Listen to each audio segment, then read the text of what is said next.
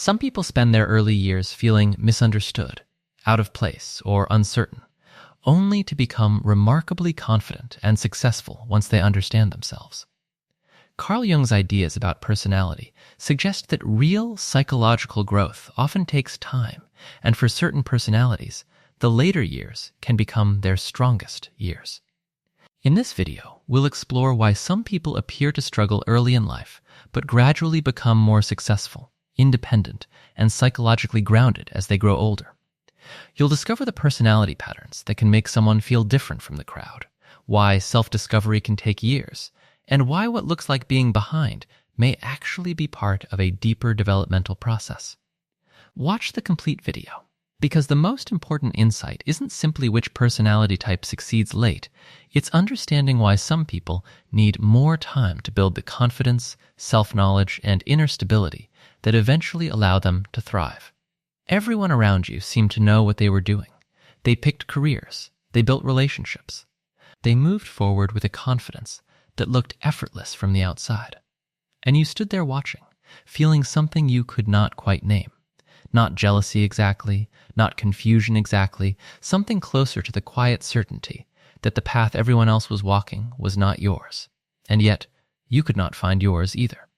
So, you hesitated. You wandered. You started things and stopped them. You watched years pass while people around you accumulated the markers of a life well built, and somewhere underneath all of that wandering, a voice that you could not fully silence kept saying the same thing. I am not behind. I am just not ready yet. Carl Jung spent decades studying the human mind, and one of his most overlooked observations was this: not all people are designed to succeed early. Some personalities are built for something else entirely, built for depth over speed, built for a life that does not unfold in straight lines, but spirals inward before it ever expands outward. Jung called this process individuation, and he believed it was the rarest and most powerful path a human being could walk. Today, I want to show you why the people who feel most out of sync with their own timeline are often the ones who arrive most fully to their own lives. 1. Your inner world is too strong for early adaptation. Most people build their identity the fast way. They absorb the world around them. They copy values, goals, ambitions, timelines. It works. It produces early confidence, and it almost always produces shallow foundations. The rare personality works differently. Their inner world is unusually vivid. Thoughts, emotions, symbols, intuitions all collide at once with an intensity most people never experience. Jung described this as a psyche where the unconscious is highly active. And here's the problem it creates early in life. When the inner world is louder than the outer one, adaptation becomes almost impossible. You cannot simply become what society asks you to become. Not because you are rebellious, not because you are difficult, but because something in you refuses false alignment. It recognizes, before you have the words to articulate it, that becoming what everyone else needs you to be would require abandoning something it cannot afford to lose. So, you hesitate. You delay choices that other people make easily. Career paths, relationships, identities. From the outside, this looks like confusion. From the inside, it feels like suffocation. Jung warned that forcing such a person into a premature identity does not produce success. It produces fracture. A life lived in the wrong shape eventually cracks at the seams. Your hesitation was not weakness. It was your psyche protecting the self that was still forming. 2. The delay is not stagnation. It is incubation. In your 20s, the contrast became painful. Others were advancing. Promotions, marriages, social confidence, visible momentum. You felt stuck. Maybe you moved from path to path without landing anywhere. Maybe you retreated into isolation. Maybe you looked from the outside like someone who had simply failed to launch. Jung would say something different about that period. He would say your psyche was doing something invisible. While others were building social structures, you were building psychological structure. You were unconsciously asking questions that most people do not reach until midlife. Who am I actually? What part of what I believe is genuinely mine and what was handed to me? What am I willing to stop pretending about? These questions slow you down, but they save you later. Jung observed that many people who succeed early collapse inwardly later. Midlife crisis. A hollow feeling behind everything they achieved. The sense that the life they built was the right shape, but the wrong fit. The rare personality pays a different kind of price. They pay it early, in confusion, in wandering, in the particular loneliness of not fitting where everyone else seems to fit. But they do not pay it later, because they did not build on borrowed foundations. 3. You see through things other people need to believe. This is one of the most isolating aspects of this personality type, and one of the least talked about. From early on, you saw things you were not supposed to see. The gap between what people said and what they meant. The social games operating underneath ordinary conversations. The emptiness inside things everyone else was chasing with genuine conviction. Jung called this the burden of consciousness. Greater awareness equals greater suffering. Because when you see through the illusions other people rely on to function, participation becomes complicated. How do you compete in a game you do not believe in? How do you chase status you do not respect? How do you perform enthusiasm for a life that feels hollow from the inside? So, you withdrew. Not always visibly, but psychologically. This withdrawal was mistaken for passivity, for lack of ambition, for something being wrong with you. In reality, Jung believed the psyche will sabotage external success if it threatens inner integrity. Your soul was not broken. It was refusing to cooperate with something that was not true. Stop here, because something needs to be said before we continue. If you have spent years feeling late, out of sync, or like you missed the window everyone else seemed to find naturally, I want you to sit with this. The timeline you were given was not built for you. It was built for a different kind of person. A person who builds identity by absorbing the world rather than questioning it. A person for whom speed is a strength rather than a threat to something more important. You are not behind. You are on a different schedule. And that schedule, the one that feels like failure from the outside, is the one that leads somewhere the fast path almost never does. Stay with me. 4. Loneliness is not a side effect. It is a developmental stage. For this personality type, loneliness is not accidental. It is almost structural. Their inner complexity makes shallow connection feel worse than no connection at all. They may feel alien even among people who genuinely like them, invisible in groups, unreachable even in intimacy.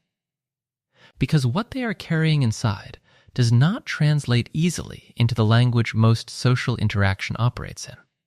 This loneliness often peaks in the late 20s or early 30s, and Jung identified this as a critical moment. Many rare personalities break here. They numb themselves. They conform. They trade the self that is forming for the relief of finally belonging somewhere. And Jung was very clear about what this costs. Betraying the emerging self creates a shadow that follows a person for the rest of their life. Resentment, bitterness, a quiet hatred of the version of themselves they became to be accepted. Those who endure the loneliness without surrendering undergo something that cannot be taught or rushed. They stop defining themselves by external validation. They stop racing timelines that were never theirs. They begin for the first time to listen to something inward. And this is when the real formation begins. 5. The shift. What emergence actually looks like. Somewhere in the mid-30s, something changes. Not dramatically, not in a way anyone else necessarily notices at first, but internally, something settles. Clarity begins to replace the anxiety that was so constant you stopped registering it as anxiety. Self-trust replaces the endless comparison. Depth replaces the urgency to appear somewhere you are not yet. You stop asking who you should be. You start inhabiting who you are. And because this self was not borrowed, because it was built through years of internal labor that no one saw, it has a quality that borrowed identities do not. Weight, stability, a groundedness that other people feel before they understand it. Jung believed this is when the rare personality finally enters life, not as someone still trying to figure out where they fit, as someone who has stopped needing to fit anywhere in particular. And that shift changes everything.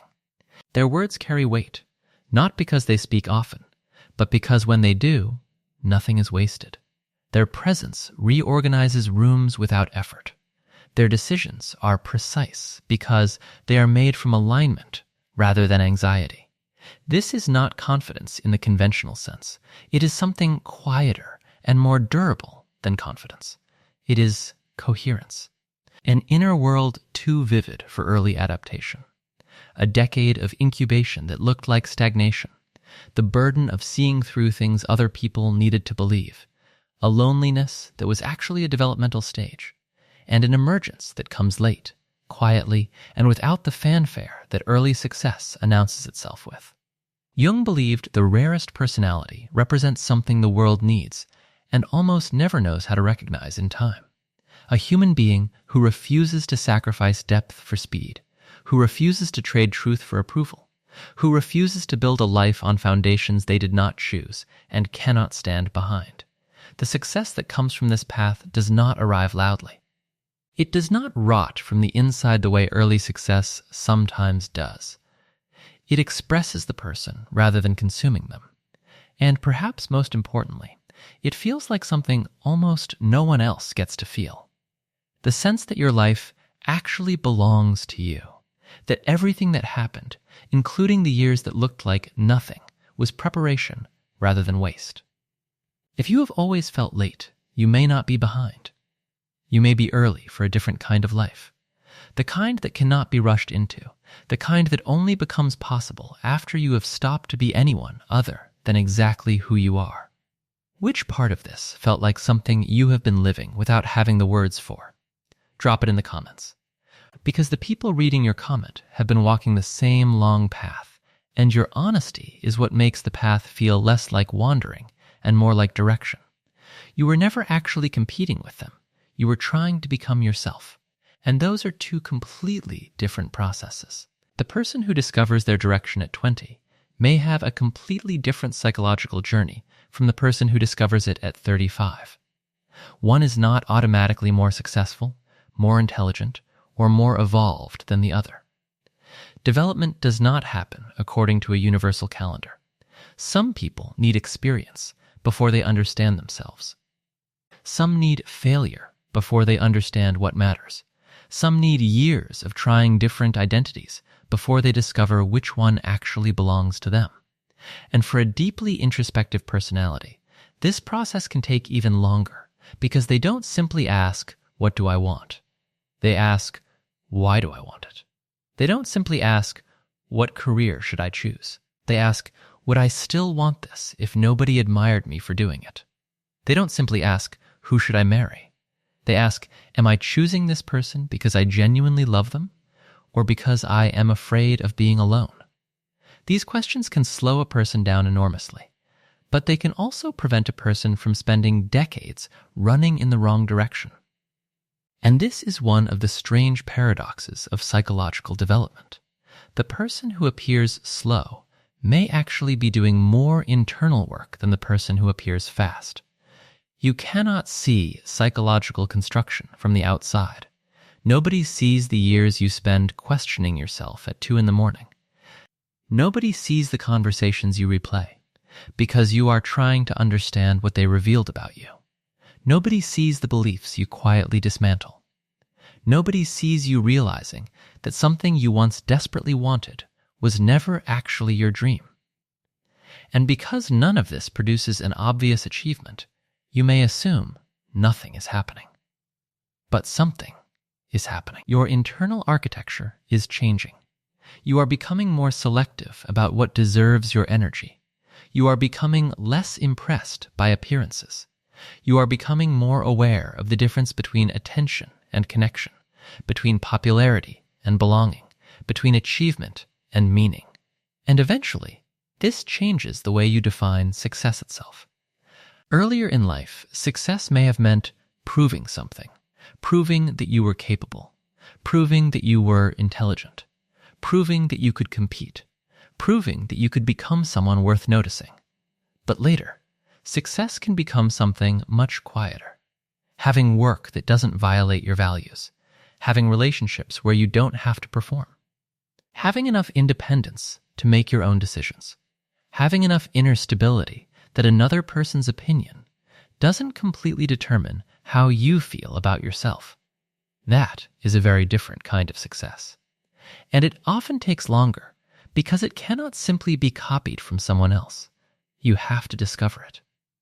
This is also why comparison becomes particularly dangerous for people who develop later.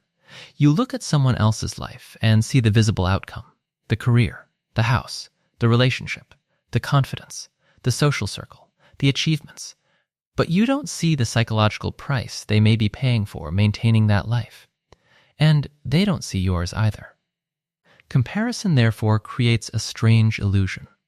You compare your internal uncertainty with someone else's external presentation, and then you conclude that you are losing. But you may not even be playing the same game. The person who succeeds early may be building outward. You may be building inward. And when the internal foundation finally becomes strong enough, your external life can begin changing much faster than you expected. This is why late development can sometimes look sudden. People may say, "What happened to you?" They may think you became confident overnight. They may think you suddenly became ambitious. They may think you finally figured everything out. But you know better. It wasn't overnight. It was years. Years of confusion, years of observation, years of mistakes, years of questioning, years of becoming someone you could actually trust. The world simply noticed the transformation after the invisible work had already been happening for a long time. And there is another reason this kind of personality can emerge later. They often have a complicated relationship with authority, not necessarily because they are rebellious. Rather, they need to understand something before they can fully accept it. Because "I said so" is rarely enough. They want to know why. Why is this the correct path? Why should this belief be accepted? Why does everyone assume this is normal? Why should success look like this? Why should a person have to sacrifice this part of themselves to achieve that part? That questioning can make childhood and early adulthood more difficult. Teachers may see them as argumentative. Parents may see them as difficult. Employers may see them as resistant. Society may see them as indecisive. But there is another interpretation. They may simply have a strong internal need for psychological consistency. They want their external behavior to make sense with their internal values. And when those two worlds don't match, discomfort appears. They cannot easily ignore it. This can make conformity difficult. But later in life, that same quality can become an extraordinary advantage. Because once they finally decide what they believe, they don't need constant external reinforcement to maintain it. They have examined the idea. They have challenged it. They have tested it against experience. And eventually, they own it. That creates a kind of conviction that doesn't need to announce itself. You don't need to convince everyone. You don't need everyone to agree. You don't even need everyone to understand. You simply know why you're doing what you're doing. And that is very different from confidence based on approval. Approval says, "I'm doing well because other people say I'm doing well." Inner alignment says, "I'm doing what I believe is right, even if nobody applauds." The second one usually takes longer to develop, but it is much harder to take away. And perhaps this is why some people become noticeably calmer as they grow older. Not because life becomes easier, but because they become less divided internally. They stop trying to satisfy every version of themselves simultaneously. They stop trying to be the successful person, the likable person, the perfect child, the impressive professional, the reliable friend, and the person everyone approves of all at once. They realize that every identity has a cost, and eventually they ask a more important question. Which cost am I actually willing to pay? Because every life requires sacrifice. You can sacrifice authenticity for approval. You can sacrifice freedom for security. You can sacrifice peace for status. You can sacrifice time for achievement. Or you can consciously decide which sacrifices are worth making. That is maturity. not having everything figured out, knowing what you are no longer willing to trade away. And once that becomes clear, decisions become surprisingly easier. You may still feel fear. You may still experience uncertainty. But uncertainty no longer controls the entire decision. You have something underneath it, a sense of self. And perhaps that is what the late blooming personality was building all along. Not a perfect life, a life that actually fits. A life where your work, relationships, values, ambitions, and inner world no longer feel like separate pieces fighting for control. A life that doesn't necessarily look extraordinary from the outside, but feels deeply coherent from the inside. And that distinction matters. Because some of the most impressive lives are not the loudest ones. They are the lives where the person finally stops performing and starts participating in their own existence. They stop asking, "How does my life look?" and start asking, "How does my life feel when I am alone with myself?" That question can be uncomfortable, but it can also be transformative. Because when nobody is watching, there is no audience to impress, no status to maintain, no image to protect, only you and the life you have built. And if that life feels like yours, then perhaps you have achieved something far more valuable than simply arriving early. You have arrived honestly. And maybe that is why your timeline had to be different. Not because you were incapable of succeeding sooner, but because the kind of success you eventually wanted required a version of you that had not yet been built. Some people achieve their goals quickly because they are willing to move before they have completely understood themselves. They experiment, take risks, make decisions, and learn through action. Others need to understand the internal consequences of a decision before they can commit to it. They think about what a choice means, where it could lead, and whether it genuinely reflects the person they want to become. Neither approach is automatically better, but the second approach can take longer. You may spend years standing at a crossroads that other people seem to walk through without hesitation. You watch them choose careers, relationships, lifestyles, and identities while you continue questioning your own direction. And eventually, you may wonder whether there is something wrong with you. But sometimes, uncertainty isn't evidence that you're incapable of choosing. Sometimes you're still gathering information. You're learning what energizes you. You're learning what drains you. You're learning which environments bring out your best qualities and which ones slowly make you disappear. You're learning what kind of people make you feel understood and which relationships require you to constantly perform. You're learning which ambitions actually belong to you and which ambitions were handed to you by your family, culture, peers, or society. That process can be frustrating because there is no obvious finish line, but it is still development. And when that development finally reaches a certain level of clarity, decisions that once seemed impossible can suddenly become obvious. You may leave something you spent years trying to make work. You may change careers. You may stop chasing a particular kind of approval. You may distance yourself from relationships that no longer reflect your values. You may finally begin the project you've been thinking about for years. From the outside, these choices can look sudden. From the inside, they can feel like the conclusion of a decade-long conversation with yourself. And this is where another important psychological principle appears. Identity becomes more stable when your actions repeatedly match your values. You don't build confidence simply by telling yourself that you're confident. You build it by repeatedly keeping promises to yourself. You say you're going to do something, and then you do it. You establish a boundary, and you maintain it. You choose a direction, and you stay with it long enough to see what happens. You make a mistake, and instead of using that mistake as evidence that you're incapable, you use it as information. Little by little, you begin collecting evidence that you can trust yourself. And self-trust changes everything. Because when you trust yourself, you don't need certainty before taking action. You can move forward while still being unsure. You can handle rejection without turning it into a statement about your worth. You can hear criticism without immediately abandoning your entire direction. You can experience failure without concluding that your life is over. You can succeed without becoming completely dependent on success to feel valuable. That kind of psychological stability often takes years to develop, and perhaps that's another reason some people seem to become much stronger later in life. They aren't necessarily becoming a completely different person. They are becoming less dependent on external definitions of who they should be. Earlier in life, you may ask, "What will people think?" Later, you may ask, "What do I think?" Earlier, you may ask, "Will this make me successful?" Later, you may ask, "Will this make my life meaningful?" Earlier, you may ask, "Do they approve of me?" Later, you may ask, "Do I respect myself?" Those questions reveal a profound psychological shift. The center of evaluation moves from outside to inside. And once that happens, your life can become surprisingly different.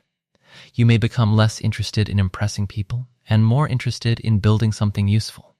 You may become less interested in being seen and more interested in actually becoming competent. You may stop announcing your plans and start quietly executing them. You may become comfortable with progress that nobody else notices. And ironically, this can be the stage where other people finally begin noticing you. Because quiet development eventually produces visible results. The person who spent years learning can suddenly become exceptionally competent. The person who spent years questioning can suddenly become remarkably clear. The person who spent years observing can suddenly make decisions with unusual precision. The person who once felt behind can suddenly appear to be moving incredibly fast. But what looks like acceleration is often accumulation. The knowledge was accumulating. The experience was accumulating. The self-awareness was accumulating. The mistakes were accumulating. The lessons were accumulating. And eventually, all of those experiences begin working together. This is why you should be careful about judging your life from a single chapter. A difficult chapter does not tell you what the entire story is going to look like. Being uncertain at 25 doesn't tell you what you'll understand at 35. Struggling at 30 doesn't tell you what you're capable of at 40. Starting again at 40 doesn't mean you have failed. Sometimes starting again is the first decision you make with complete awareness of what you actually want. And there is something deeply liberating about realizing that. You don't have to rush simply because someone else reached a milestone before you. You don't have to force yourself into a timeline that doesn't fit your psychological development. You don't have to treat age as a deadline for becoming the person you're supposed to be. Life isn't an exam where everyone receives the same questions at the same time. Some people are given opportunities early. Some discover their strengths early. Others need years of experience before they even understand what their strengths are. And sometimes the person who takes longer to find their direction develops a much stronger relationship with that direction once they finally find it. That doesn't guarantee success. Psychology cannot promise that a certain personality type will become successful later in life. Carl Jung's ideas about personality were also much more nuanced than the simple internet claim that one rare type is destined for late success. But Jung's broader ideas about individuation, the process of becoming more psychologically integrated and developing a stronger sense of one's authentic self, can help explain why maturity may change how a person experiences success. The important lesson isn't that you should sit around waiting for your life to improve with age. It's the opposite. Use the years you have. Pay attention to yourself. Experiment, learn, build skills. Question your assumptions. Take responsibility for your choices. And most importantly, stop confusing slow development with no development. A seed underground doesn't look impressive. Nothing appears to be happening. But beneath the surface, the structure is forming. Roots are developing before anyone sees a tree. And sometimes human development works in a surprisingly similar way. The outside world may see very little for a long time. Then suddenly, something becomes visible. A decision, a career, a creative project, a new relationship with yourself. A level of confidence that wasn't there before. But the visible change was only the final stage of a process that had been happening quietly for years. And perhaps that's the message worth remembering if you've ever felt late. Don't ask only, why am I behind? Ask a more useful question. What am I becoming while I am here? Because your timeline may be slower than someone else's. Your path may be less obvious. Your development may be harder to explain. But that doesn't automatically mean you're failing. Sometimes the person who looks lost is actually in the middle of discovering a direction that will eventually make everything that came before it make more sense. Carl Jung's idea of individuation reminds us that becoming yourself is a process. And for some people, that process takes years of questioning, wandering, failing, observing, and rebuilding before their direction finally becomes clear. Maybe your 20s weren't wasted. Maybe they were teaching you what you couldn't learn any other way. Maybe the years when you felt behind were actually the years when you were developing the self-awareness, resilience, and clarity that your later life would require. But don't turn this idea into an excuse to simply wait for success to arrive. Late success isn't guaranteed by having a certain personality. Your future is shaped by what you do with your experiences, whether you learn from them, build your skills, take meaningful action, and continue becoming more intentional about the life you want. So stop asking, why am I not where everyone else is? Start asking, am I becoming someone I genuinely respect? Because success isn't always about arriving first. Sometimes it's about arriving at a life that actually belongs to you. And if your path has been slower, more complicated, or less conventional than everyone else's, that doesn't mean your story is over. You may simply be building something that cannot be rushed. If this video gave you a new perspective on your own journey, like the video, subscribe to the channel and share it with someone who feels like they're falling behind in life. And remember, your timeline is not your worth.